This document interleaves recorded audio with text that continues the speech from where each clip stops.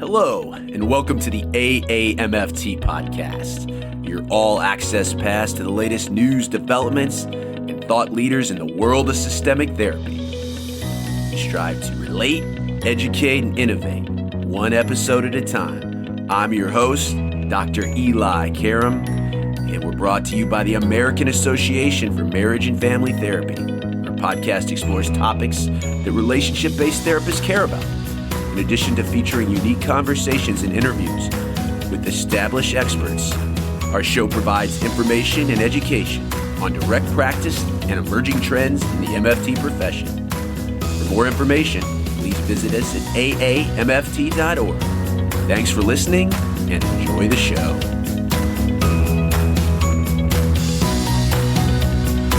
No matter what your nationality, gender, socioeconomic status, you're likely to find it difficult to talk about money.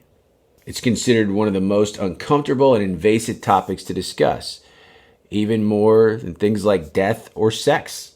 Money is personal, but losing money is very personal. How we earn it, how we spend it, it's all wrapped up in pride, ego, and often shame. Some turn to hiding their transactions from their partners and spouses, a practice known as financial infidelity, which is the topic of today's AAMFT podcast, and something that I think if you haven't dealt with in your practice working with couples and families, certainly it's something on the rise. And we are going to do that with an emerging expert on the topic, Megan McCoy. Let me tell you a little bit about Megan. Megan McCoy is a PhD and an LMFT, an adjunct faculty member at K-State, that's Kansas State, where she teaches courses for the Financial Therapy Certificate Program. We're going to talk all about that, first of its kind. She received a PhD in Human Development and Family Sciences with an emphasis in MFT from UGA, the University of Georgia. Her research interests focus on financial therapy and how to create more empirical evidence to support the work she has seen change so many lives in her clinical experiences. Her work has been published in the Journal of Financial Therapy, the Journal of Financial Planning, the Journal of Family Economic Issues. Dr. McCoy serves on the board of Financial Therapy, where she serves two committees, social media marketing and special topics webinars. She'll talk about that a little today. And she has been an invited reviewer for the Journal of Financial Therapy and the Journal of Financial Counseling and Planning and the Forum for Family and Consumer Sciences.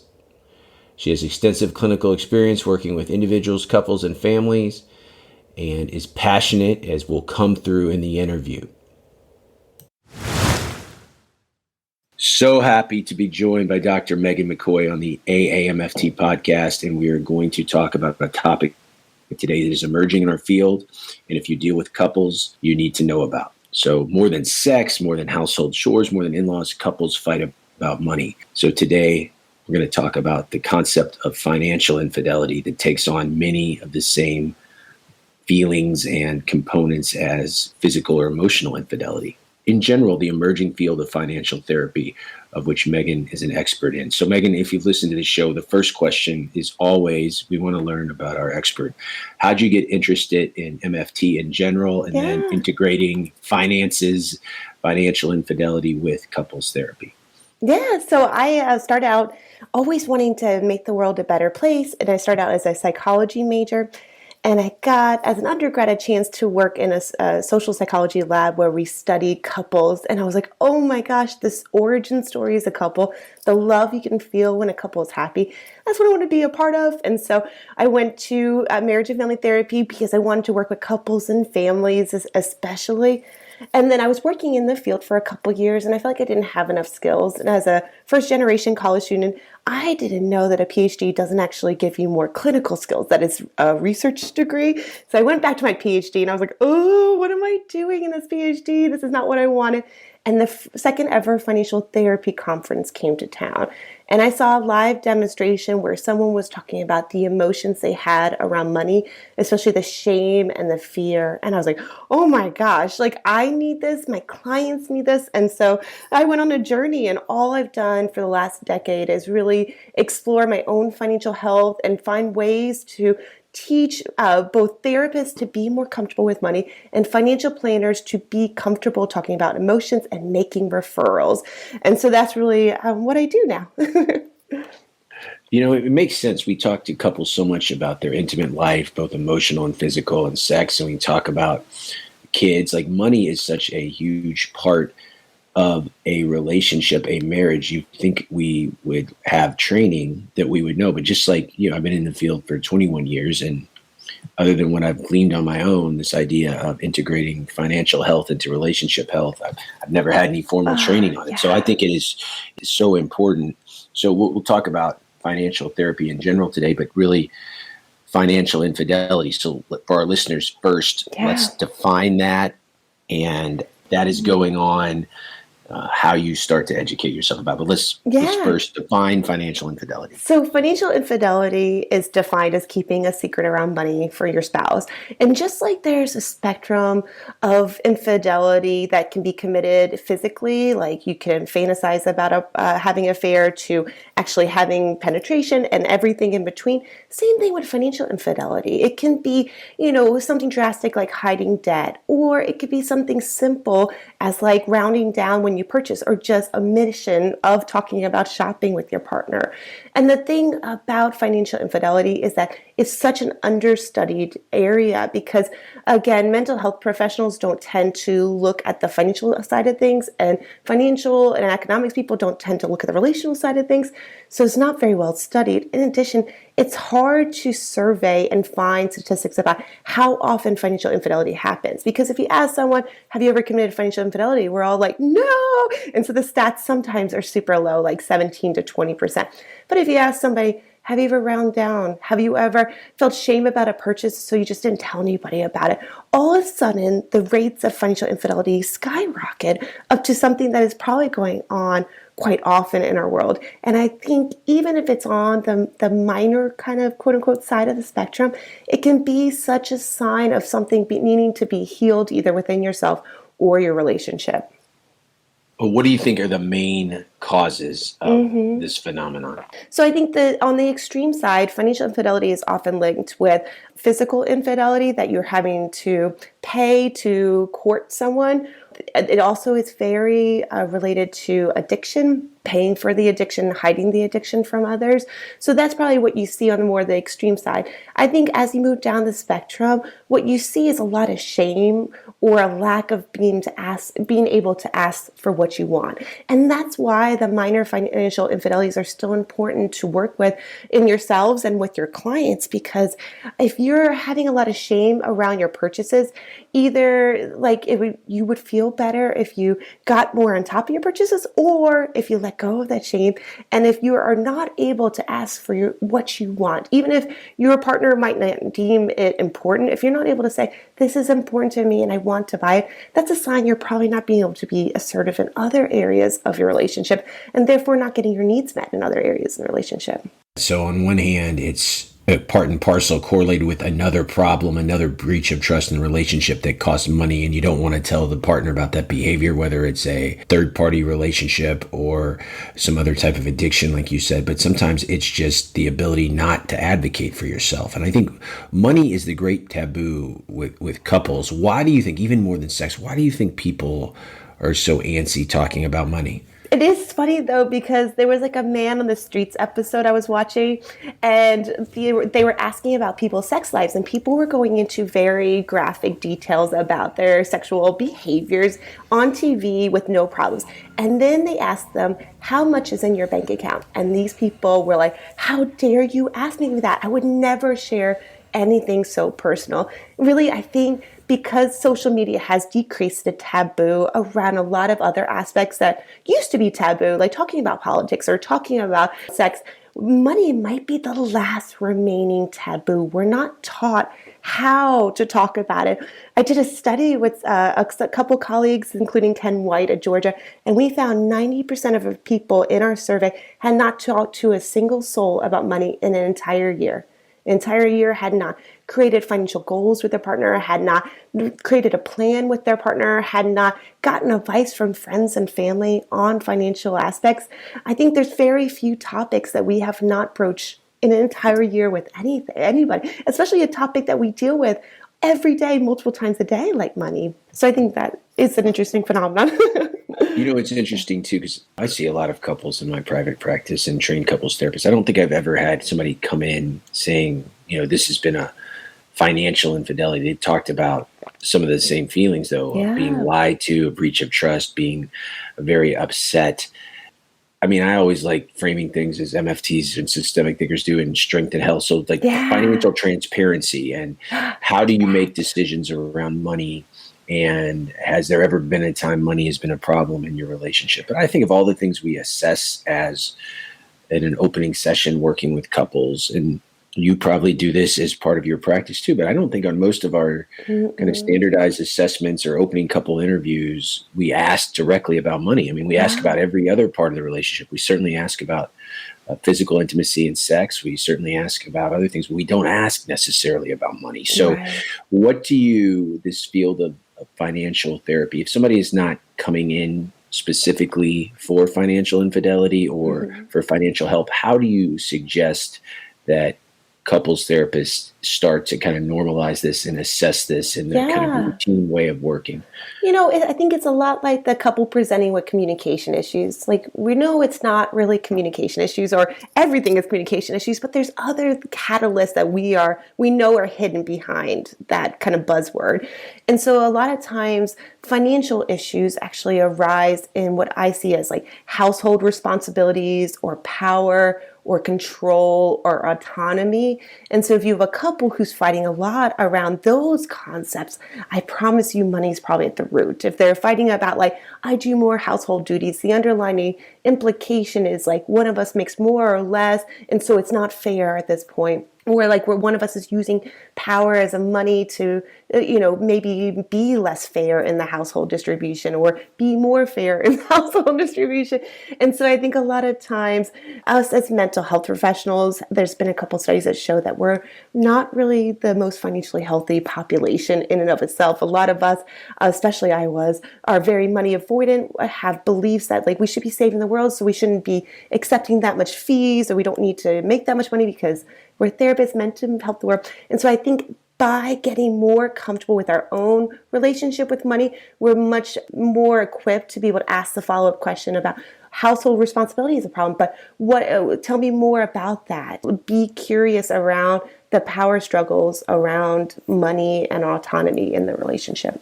I agree. I think if you can tie it into the presenting problem, it's a natural flow. However, sometimes couples, they have a pretty traditional gender roles where the wife is pretty trusting of the husband in how they make decisions until she found out the husband made an investment that he did not tell her about, because historically they make conservative investments. This was a riskier investment. It did not go well. And he did tell her, which was good, but it did feel like a breach of trust because she trusted that he was making good financial decisions. And this was a potential investment with somebody that she didn't know in a piece of real estate that did not go well, and they have real problems. And the husband has a sense of frustration and also probably guilt and shame, and the wife really feels like she has been lied to. So this has kind of changed their financial outlook. So sometimes we have situations like that. How do you deal with a scenario like that where in general the couple has a good way of working, and then a partner makes a different decision, doesn't include their partner in, and it stirs up all these feelings? Yeah. I'm going to be biased since we're a marriage and family therapy podcast, and know that I believe systemic therapy is the cornerstone to helping people. And when you describe that family, the circular causality between the dynamics is so abundantly clear. There's a lot of blame and shame from both of them from keeping secrets. And there's this pattern of avoidance in the wife that then leads to the husband to feel like he has total autonomy, which leads to avoidance, which leads to autonomy. And so by breaking the cycle and looking at it as circular causality rather than the husband being a bad guy and making decisions or keeping secret, or the wife, being avoidant and not wanting to participate in the financial decisions, by looking at them both together and say, both of you guys need to make a change in order to have a healthier relationship together. And God forbid you ever lose your spouse for, a passing away or divorce, you need to have awareness of your financial situation with or without him. And so that idea of both partners have a lot of work, and shifting the pattern of behaviors between them is the key to that situation. I agree completely. Framing it as a cycle and moving forward, how can they collaboratively make decisions, even if one person does more of the day-to-day work on the financial health of the couple? How is there an open line of communication so both people are on board with it? And sorry to go on a soapbox for a second, but this Sure. is so true for finances because, we always joke about opposites attract, but the research just keeps on showing that's not true, that we tend to marry someone very like us in our political views, very like us in our religious views, very like us in all these important aspects of our life, except for when it comes to money. And then all of a sudden we actually are attracted to our opposite, that the spender is so attracted that their partner is a saver and is responsible, and the saver is so attracted to a partner that's a spender who enjoys money and doesn't stress as much. And so it's this one area where we're so disparate and so different, and yet it's also an area that we have no practice talking about, that really financial problems do tend to have an onion effect where we are unpacking so many layers that have never been discussed before, which gives extra work, but also extra possibilities for healing in like all these different aspects of life, which is really cool. Part of the onion too is how you get your values on money coming from your family of origin. And sometimes even if you're very similar, you're influenced by your family of origin. So, I was working another couple where they are pretty efficient, but the husband is more of a saver because he grew up with a family whose parents lived above their means, and he never wants his children to experience these kind of financial stressors that he had to as a young man, whereas they're at a pretty good spot now, and the wife would like to spend more when they have the ability to do that, and she was really frustrated that he was being so restrictive, especially at a time of relative financial prosperity for them, until they created this connection of understanding kind of the deeper meaning, the dream under the conflict, that he doesn't want his kids to ever worry. So having a large net is part of his security that he's able to explain, and makes him a better spouse, less anxious. So that was really important for her understanding why he was being so restrictive. It is so fun to add the layer of money to genogram work and to see the beliefs we have for money that come at such a young age, because so often we're not even realizing that we develop these beliefs at 2. So we don't even realize that people think differently than us. We're don't even understand how our partner processes it because it's been so ingrained at such a young age and then not ever discussed. And so it's mind-boggling to do a really good money genogram. And for anybody who's out there that's nerdy like me, there's an amazing article that by 2 authors named Mumford and Weeks, and they have these beautifully written questions, even if you just skim the questions that are about what did you love and respect about your parents' relationship with money? What are some of the things about your parents' relationship you want to leave in the past? What was your mom beautiful about in her relationship about money? And just wonderfully really worded questions that I think your listeners would really like and would help them build their first money genogram. That is an awesome idea. I have never read that, so I'll put that on my list. But our listeners love tips, so that is great. Adding money to something that a lot of family therapists do in their assessments anyway, a genogram is a good idea. All the Bowenian therapists, you can see how money becomes triangulated into couples' relationships a lot. Like the projection of, I feel powerless in my relationship, and you'll see that it's projected right onto that money in the genogram. Okay, here's another one couples therapists get a lot, where people are spending on whatever their vice is, and they justify, hey, I work hard, what's the big deal? And they don't tell their partner, and then their partner, again, is either offended or worried, but it becomes conflictual quickly, in the sense it's maybe one of those little areas that you talked about. It's not a major breach, but they are spending, and then the justification of, I work hard in this relationship, I deserve, I provide, I deserve my whatever it is. And I see that a lot about people arguing over whatever their vice is. So how would you handle something like that I think presents to a lot of couples therapists? I do a lot of like pop media, like journalist interviews. And it's funny how there's been such a pendulum swing in the last couple of years where it was cut out everything. Why are you spending so much on coffee? To the opposite that was buy your coffee, treat yourself, retail therapy. And what we know is that if you are trying to really buy stuff to make you happy is just not going to work. Like research shows that buying things will never improve your happiness and actually may make you sadder because materialism has a host of problems associated with it. So there's much better ways to self-care. Also, our brain is very wired for novelty. We love novelty so very much. So if you're doing the same retail therapy over and over again, buying the same fancy person, say, this is my retail therapy, I'm telling you it's backfiring because the novelty is worn out. It'd be way better to buy one fancy coffee one week and then wait 2 weeks and treat yourself with nails that week and then wait 2 months and do something different than to get what I see is often a habitual self-care that feels empty after a while. And a lot of times if you dig in deeper and see what are you actually buying, you'll find underlying issues. Like if you're buying a lot of clothes, are you feeling insecure about your body? If you're buying a lot of, makeup, are you feeling insecure about, your presentation? There's other things you can think of too along this line. Yeah, you said a lot of important things there. It also makes me think of this pandemic era of which we're living in, and that people are at home, they're bored, and part of dealing, maybe they have their stimulus check. Part of dealing with their boredom is their retail therapy,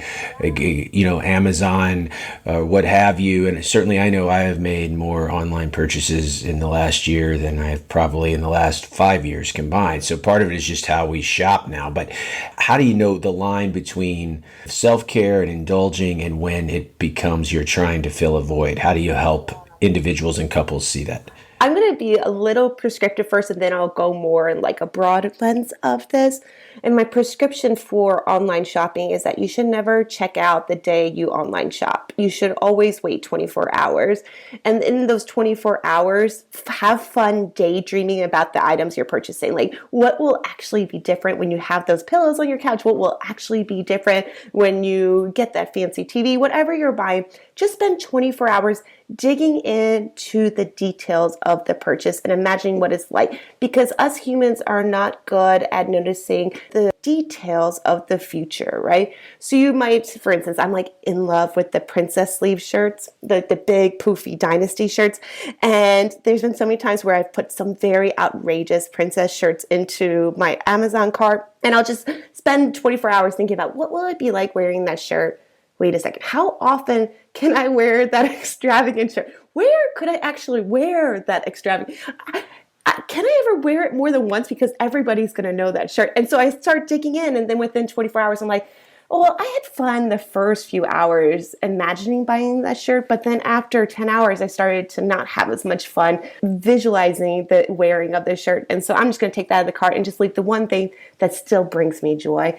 And I know that's very behavioral, very prescriptive, but it's changed my life when I started doing that, as well as dividing purchases by hours I have to work. So like, I love this cashmere sweater, but is it worth 3 hours of work? I don't think so. And so like doing those two tricks were just like little behavioral nudges that really, really helped me. There's a lot of wisdom to that. And what you could also do, I notice I try to do that too. Yeah. And sometimes these retailers must know that, because if I leave something in my cart and I enter my email, they will send me, oh, you can get, we still see you left some stuff in your cart. You got, you can get 10% or 15%. So they encourage you. But I like the idea because, most of the people listening to this, they know what their clinical hour is, what that costs, and to really equate, it's nice, but do I really need that? During that hour, not only are you also reflecting, but especially if it's a larger item, being able to talk to your partner about it, because that gives you time to get your partner on board as well, because it's one thing if you've justified it, but if we're talking about being transparent around finances, especially if it's a bigger ticket item, you probably want your partner's buy-in. What do you think about Oh, using that I 24 hours to love check in it. with your partner? Yes, because you know what? I think we frame financial conversations about budgeting. Like it's so painful. Like this is terrible. Like how fun would it be like, I'm so psyched about this and name whatever it is.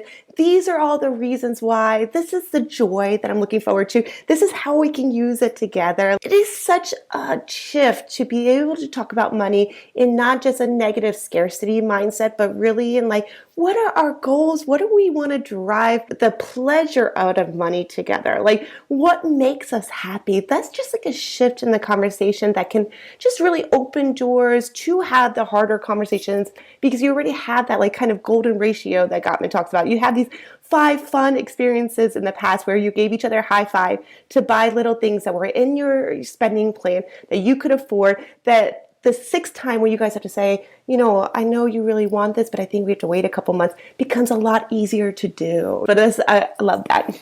Yeah. And before you go more general, one more prescriptive thing that many therapists help couples with is, let's have a dollar amount in our relationship, like the $100 rule. You don't spend $100 on yourself more without checking with your partner. And obviously, if you have a larger disposable income, that could be a $200 rule or $300 rule, or even less for lower income couples, a $50 rule. What do you think about rules like that give couples some baseline? It still gives them autonomy, but it also gives them a baseline as far as dialoguing around when you're going to make a purchase for yourself if it goes over that limit. We always talk about the difference between transparency and privacy and secrecy. All 3 of those things have nuances. And of course, you as a human get to have some privacy, some kind of sense of autonomy, some kind of sense of this is mine. And I don't want to ever invalidate that feeling. But I think that number needs to be decided on in the relationship based on 2 factors. One, the financial factor, like what can you guys afford to do, And the second factor about why. Why do you need to buy more than that without telling me? What can I do to make you feel safer to have that conversation with me when you want to spend more than that? What does it mean to you to be able to buy that number? So looking and deciding that number intentionally instead of just making it kind of a blanket statement is really important. In terms of the differences, is way back when we were talking about the differences between like, is this retail therapy and it's going to bring me pleasure, or is this going to be like compulsive shopping or impulsive shopping, which are slightly different? And I think the real answer is the shame afterwards. If you're feeling shame, money shame is such a real feeling and so many of us have it. If you feel shame after the purchases, something's going on. Maybe you're being too critical of yourself and we can work on that.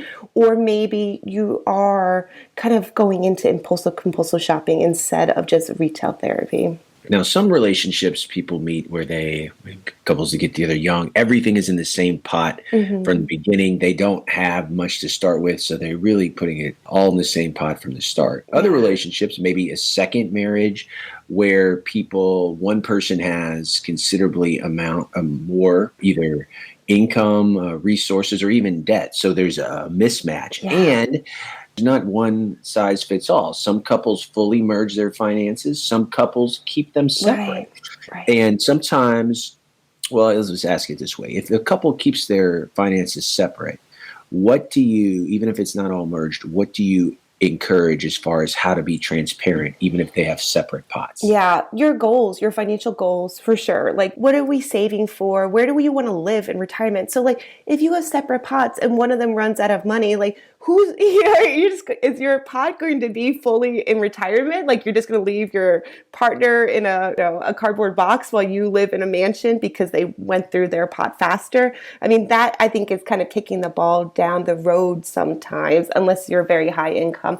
I've never tell a couple they have to merge because money has ties to abuse as well. So we have to recognize that financial abuse is definitely present and true for too many people. So I would never say you have to merge accounts, but I think the idea of separate accounts is more a mental exercise of power than a real exercise of power, because eventually you're going to have to combine at some point, whether it's through your estate planning or your retirement planning. So I'm kind of rambling here, but I think if you are having separate accounts, having a deep conversation is this laziness we haven't combined, or is this a lack of trust in my partner, or is this a lack of commitment to my partner that I think potentially we're not going to be there at the end of the day together. And I love what you said about tying it to the goals, because that's if you can tie it to the financial goals of the couple, then it doesn't really matter if it's merged or separate as long as we're heading to the same destination. Yeah. I do think, though, in experiences of working with couples that have very different financial profiles or haven't fully merged, at least knowing what that other person has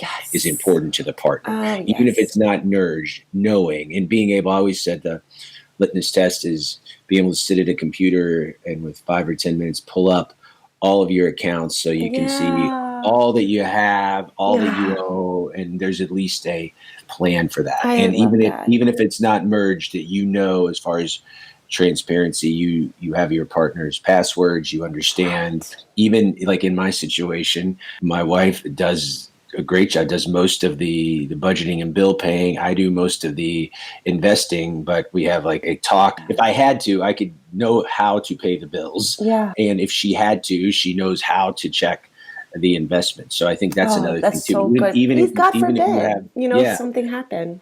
Yeah, even if you have them divided out and that works, that the other partner knows how to access what the other partner does. Yeah. Let me give you another scenario. A couple has had a breach of trust around the money.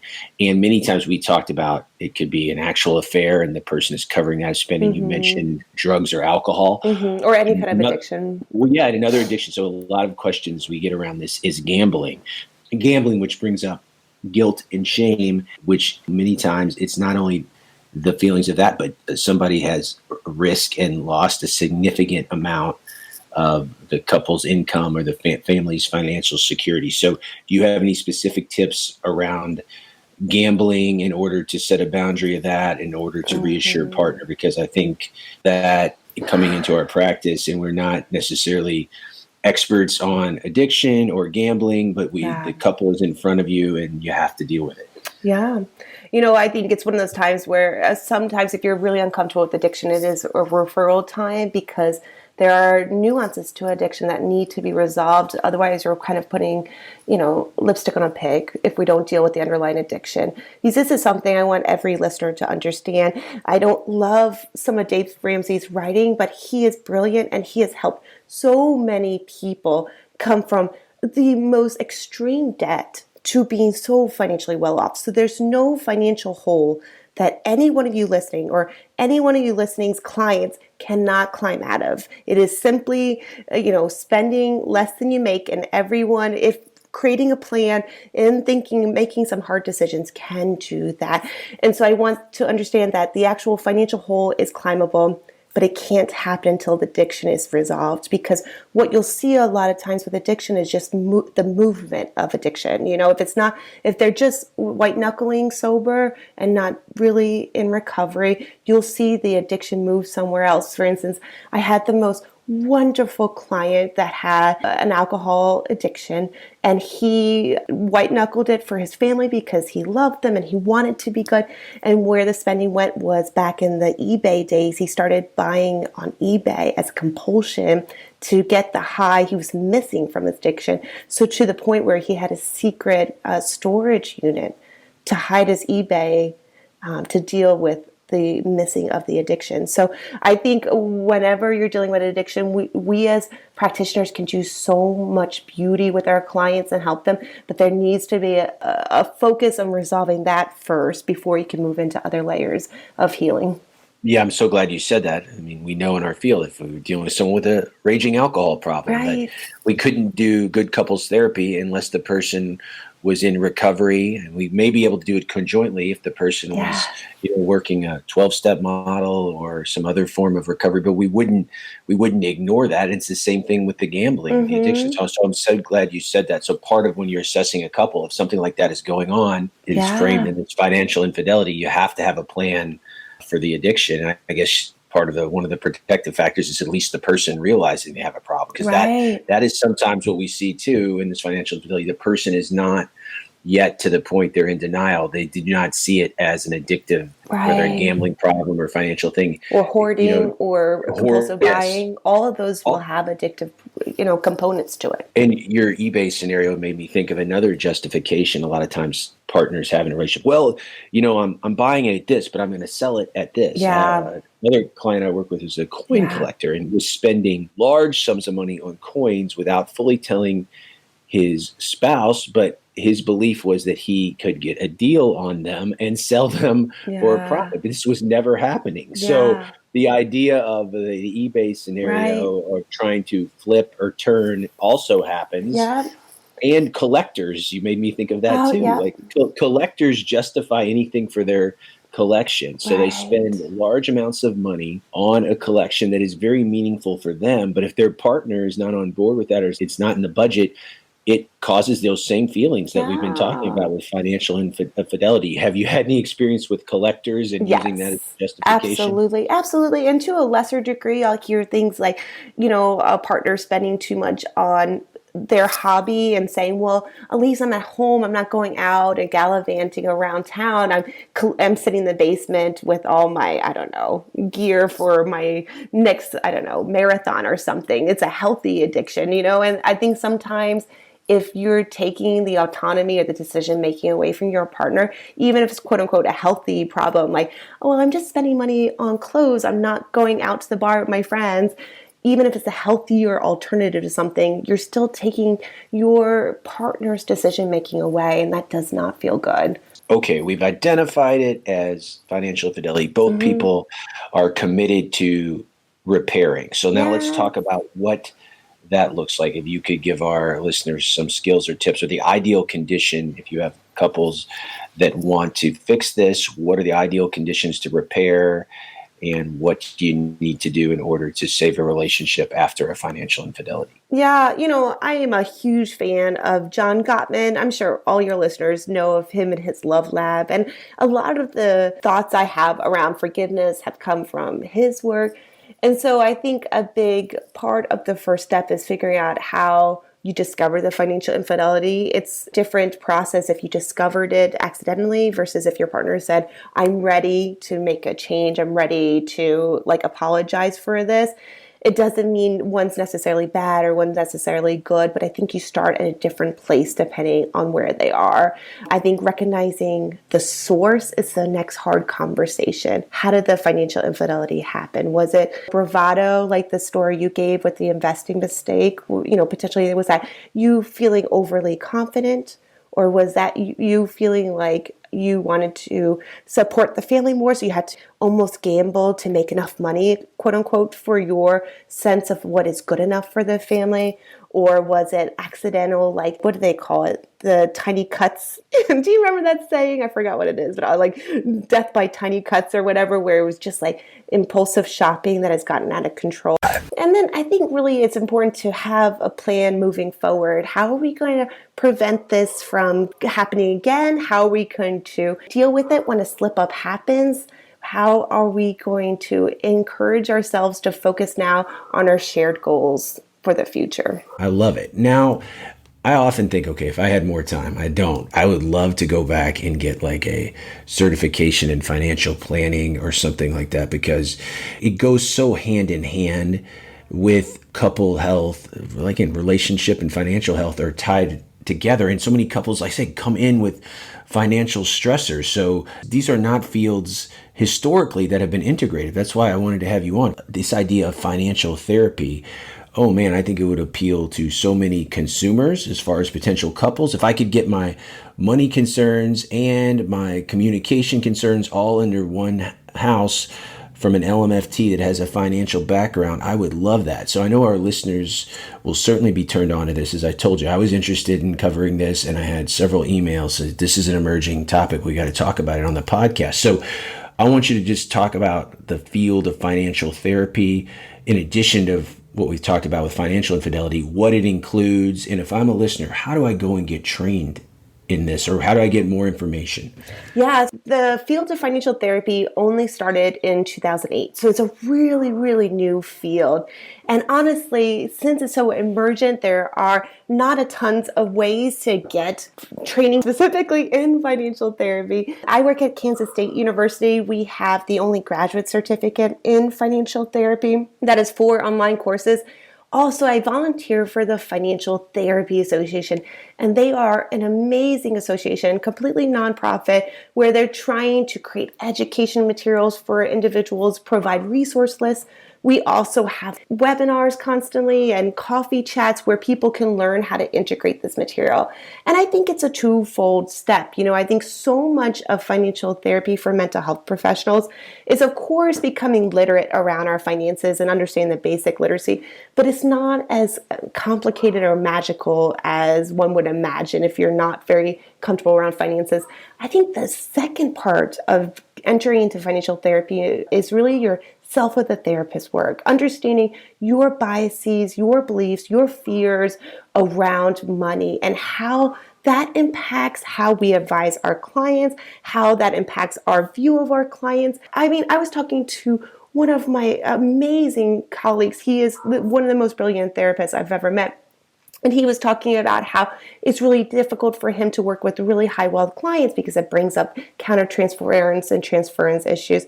And I wonder how many of us, whether it's high wealth or low wealth, have biases that we've never explored before because money is so taboo in our culture. We've never even considered it being a bias. If we don't know our own values, and people get into this profession not generally to make money. They get into it because they want to help people, or it's just a good fit for them. In fact, people that get into it to make a lot of money burn out the quickest, we know. So you're right. How, if I'm not aware of my own, or if I don't feel as a practitioner, whether I'm in an agency or a private practice, if I have a hard time with my own financial health, how am I going to help other people with it? So that's why I love things that are isomorphic, in the sense that as we learn more about them, it helps us as individuals and it also helps our couples. So I just, in general, at this point in my life, heading into my mid 40s, start thinking more about that. So naturally, what I'm interested in, see through the lens of when I'm doing my couples work. So I like learning about that stuff, and it also resonates with the couples. So this association that you volunteer with, there's lots of good resources there for MFTs that would want to learn more. Absolutely. Once you join, I know not every list is on Facebook anymore, but they have a very active Facebook group, and you can kind of connect with other people and learn, how are you getting more comfortable with your finances? What are some of the techniques or interventions you're using with your clients around money? There's some beautiful interventions around money. There's one called the money egg that Brad Klontz, Ted Klontz, and Rick Taylor have really brought to the surface. It's based on the trauma egg, but it's a process of having your clients draw out their money memories and kind of describe the emotions that come from those money memories, and how those emotions really turns into a motto around money, like how they approach money or how they think about money in their schemas.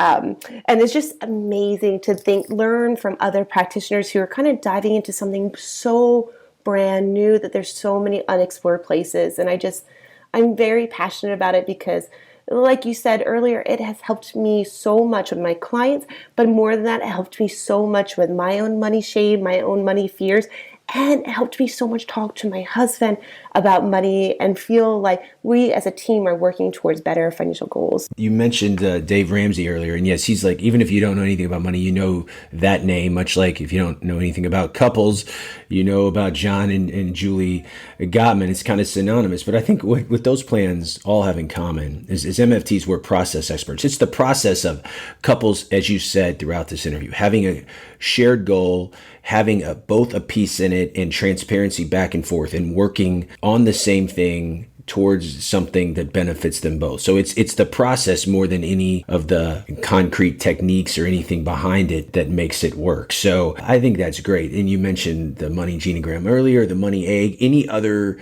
interventions or things like that if our listeners are interested, did you find very helpful in working with couples on money? There's all these amazing money personality assessments out there. My absolute favorite is Brad Klontz's Money Script Inventory, or shortened KMSI. If you Google it, I'm sure you'll find it right away. But in summary, what they say is that people tend to fit into one of four categories. I'm a reformed money avoidant individual. Money avoidant individuals tend to want to save the world, tend to think money's not important, tend to think money is like the root of all evil, and tend to feel very insecure around money. And then there is money vigilant. They really think money is important, that it's a scarcity item, so they have to kind of not hoard it, but keep it really safe and secretive. And then there's money status, who believe that achieving wealth is their way of proving that they're a good person, that their net worth is equal to their self-worth. And they need these like representations, like the nice person, the nice car, so other people see them as a good person. And then there's money worship, that just like have this magical thinking about like people who have money are somehow different than them. Or if I had more money, I would automatically be happy. And oftentimes we're not married to the same money scripts that we are. And I think that we project and do mind reading around our partner, around their beliefs around money, that are often wrong. I love the actor observer. Have you ever heard of that one, the actor observer bias that we all do? Yeah, but tell our listeners. Yeah. Okay, so the actor-observer bias is this funny thing that we do where we tend to believe that other people's actions are their personality, and we tend to understand the context of our behaviors better. So I always use this example. But if I'm a terrible driver and I'm late for things a lot. And so if I tailgate in my head, I'm like, oh, I hope everybody knows I'm late to pick up my kids at school, and they're going to be worried if I'm not there on time. And so I hope they recognize that I'm not a bad person, I'm just tailgating. But if someone tailgates me, I'm like, why didn't your mother raise you better? Like, you are a bad driver. And I immediately assign all these personality things to them. And we do the same thing with our partner. Like, if we're on the phone when they come home and we don't look up, it's because we're working on a really important email for work. But if we're talking to them and they're on their phone, we do the same where you're like, oh, you never pay attention to us enough. And we do that with our money beliefs, our money patterns, and our money personalities, where we're like, you're so stingy because you don't care about me enough. When really, if you unpack it, it's like you said earlier, a fear, a safety issue, a desire to want to make their future self safer, not that they're stingy or trying to hurt you. And when you're connected and you have a transparent dialogue, you're more likely to give your partner the benefit of the doubt. But when you're disconnected and you feel disenfranchised, or you start scorekeeping, which people do in general in the relationship, but they certainly do it around money. You spent this, I can spend this. Then it breaks down very quickly. I can't agree more. So I also want you to plug your program at K-State, because I do think as an MFT educator, and we have lots of co-MFT educators listen to the podcast as well as students. I mean, I would love to get, if I was a student, or even if I was an emerging professional, or I had been practicing a while, I'd love to get some of this education that we're just skimming the surface on today. Talk about the certificate program at K-State and what somebody gets in that. Oh, and so for all your listeners who are still in school, do your best to try to get into your intro to personal financial planning, or whatever financial well-being course that your school offers. Even if it's an undergrad class, just getting basic literacy around, what's a Roth IRA? Why would that be helpful to get it? What is my options if I have debt? Just simple things like, what makes up my credit score? It's a real thing. It's not magic. Just 5 things that make up your credit score. Those little literacy things can transform your life, even if you never bring it into your client's office. So absolutely, if you are still in a program, find a way to squeeze in one additional elective from your business school, or even many of the financial planning courses like I teach are in human development and family science courses. They're family econ courses, so it might be in that section. Anyway, at K-State, our graduate certificate is 4 main classes, but for our mental health professionals, we do require that financial literacy course if you haven't taken it. So you would take that as the prereq. And then it is intro to financial therapy, the origin story, understanding the transference issues that arise when you're doing financial therapy. Then we talk about, the second class is money and relationships, and we dive into things through the money genogram. We look at the literature, the research on couples dynamics around money, the dynamics around gender, the dynamics of parent-child education around money. What are you teaching your kids around money? Then the third class is Financial Therapy Theory and Research, where we go over a great book by Christy Archuleta, Brad Klontz, and Sonia Luter called Financial Therapy Theory and Research. And they have chapters on all the different mental health theories that have been applied to financial work. And so, for instance, I applied narrative therapy to financial work. And each chapter kind of does that and gives really good case anecdotal stories. And I think your listeners would really receive it well. And then our final class is called Behavioral Finance, which is about those nudges I talked earlier, about understanding how to use our brain's natural wiring to be smarter around our money. Think of it as very like behavioral interventions. One that kind of was pertinent to the idea we were talking about earlier with the shared accounts is there's a great behavioral finance trick where you don't just have one savings account. You start to create multiple savings accounts with names that will be evocative for you. So it's not like savings account 1. It is like Italy trip with, your partner's name 2023. And then when you sacrifice the Starbucks or you sacrifice the hobby or the collectible to put money into it, is not just for this I have to sacrifice my needs for a partner. It's not. You're not sacrificing anything. You are putting money into your future goals, your future plan, your future desires, and it becomes less painful. And so that's behavioral finance in a nutshell. That's wonderful. Are you finding that you're getting people that while they're still in their master's training, or are you getting people that already have the L and they're coming back after their license to get the certification? So the tremendous majority of our students at K-State are financial students because it's part of our financial planning department. I would say all the mental health professionals that are in the class, which is a smaller percentage, have been licensed and are saying, this is an additional skill I would like. I think the Financial Therapy Association does a really good job, though, of providing all these very student pricing things that in the Financial Therapy Association, you'll see a lot more students because to become a member, if you're a student, it's only $50 a year.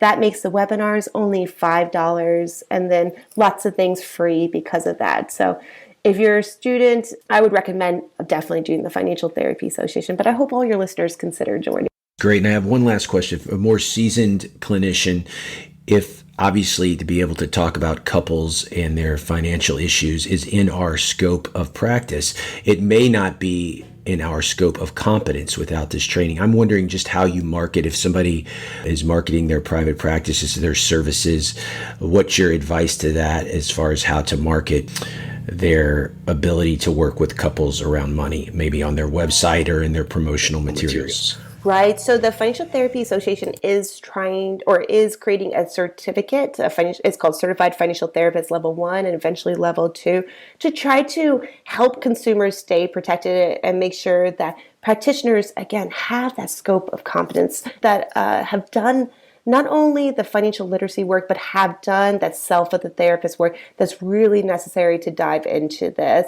I think if you're not ready to do a deep dive into education, I would be very careful to call yourself a financial therapist, but I hope every single practitioner listening is way more open to talking to their clients about their financial stress and about their financial conflict, because I promise you, every one of your clients has financial stress, whether it's actual, like they actually don't have enough money, or it's perceived financial stress because COVID really created this ambiguity about our financial future that has caused a fear of financial future in a lot of people, even if they have enough money.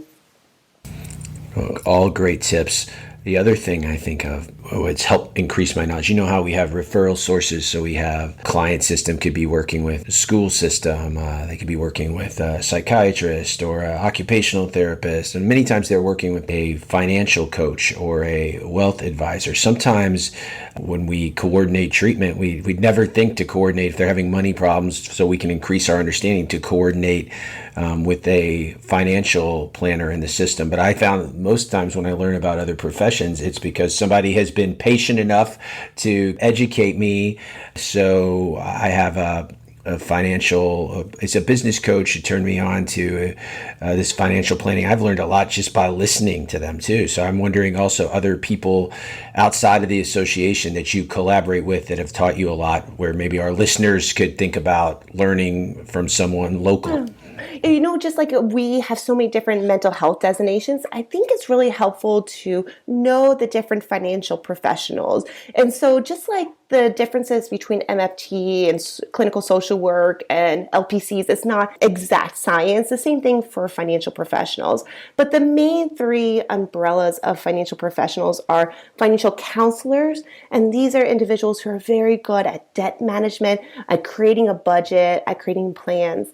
Then there's financial planners, and if they have a CFP designation, they're looking at your whole financial picture, not only creating a budget, but also looking at your retirement plans, your estate planning, and so on.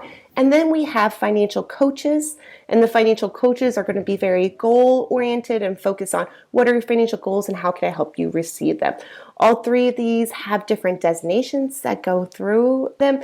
All of them tend to work with different socioeconomic status, with financial planners tending to work with middle and higher worth, whereas financial counselors tend to work with middle and lower income. But just knowing that you can search for a CFP, which is a financial planner, or a financial counselor, an AFC, knowing that you can find those in your local community and that I promise you they want to work with you. Because I can tell you when you talk about money, it brings up emotions. And financial counselors, planners, and coaches are always looking for a referral source for their clients.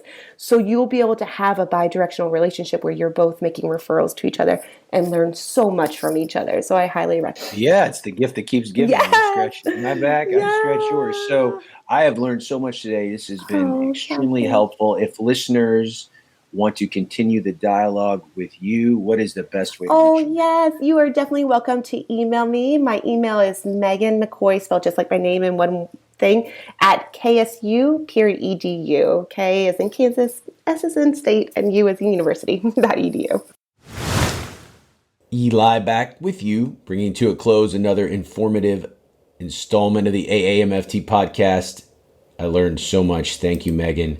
Great resources given throughout the interview, and I appreciate your passion. And I really think, as I was saying during the interview, one of those skills that goes hand in hand to working with couples, therapists in their professional development, I also believe are more likely to learn skills that also apply to their own life. So financial management, even if you don't have financial infidelity in your past, is certainly a good skill for us all to have as emerging professionals as far as the business of psychotherapy and managing our own relationships. So I really think what we were talking about during the podcast are essential skills for us all to know.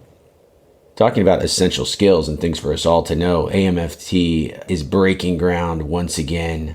You've heard me mention in the last couple of weeks, we're getting closer to November 10th through 12th, which is the first ever Systemic Family Therapy Conference, the most comprehensive event ever for systemic therapists. AAMFT is sponsoring it. As I said, it is the first one ever, and it's completely virtual in 2021. You can find out more and register by going to aamft.org/conference.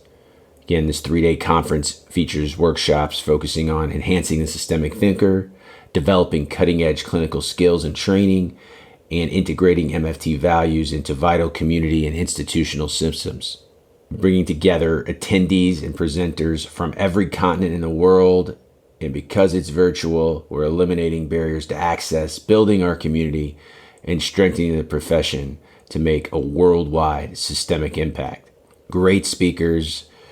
Adrian Blow, my colleague from Michigan State, and I will be presenting on our common factors work. I'll have some exciting news to break there before I break it on the podcast on Friday the 10th. But I encourage everybody, whether you're young in the profession, a student, or more seasoned, the technology platform that AAMFT uses is very user-friendly. There's going to be so much good information available in that 3-day period. So again, the Systemic Family Therapy Conference, November 10th through 12th. Be there. And we'll hope you'll be here twice a month. Every time we drop a new installment of the AAMFT podcast on Fridays. And if you can't wait another 2 weeks, you can always go back to where you find your favorite podcast. I'm partial to Apple Podcasts. You can go to Google Play, Spotify, and you have 3 seasons of the movers and shakers, pioneer interviews, the people that have shaped the practice of systemic therapy, as well as hot topics like today, financial infidelity.